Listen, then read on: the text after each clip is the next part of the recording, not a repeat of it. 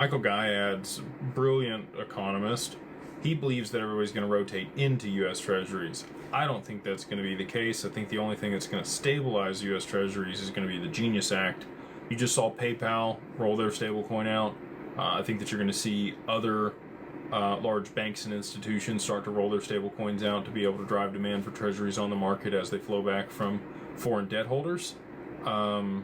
So that's one thing, rotating out of U.S. Treasuries into Japanese bonds.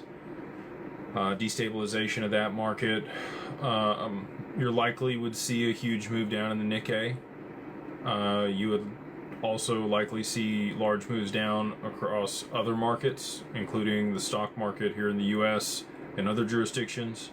One thing I will say that was interesting was the Bank of Australia did raise interest rates 25 basis points.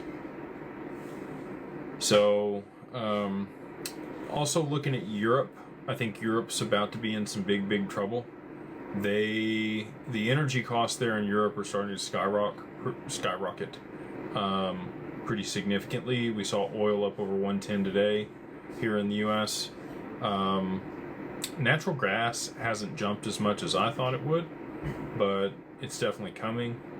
And in Europe, natural gas and the energy costs there, since they're not getting it from Russia and they're not going to change the sanctions, it's going to become much more expensive.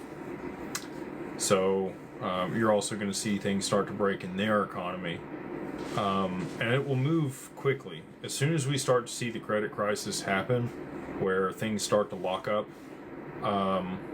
you'll hear about it a little bit on Twitter, most likely, and then you'll start to see things that are actually happening in our economy here in the U.S.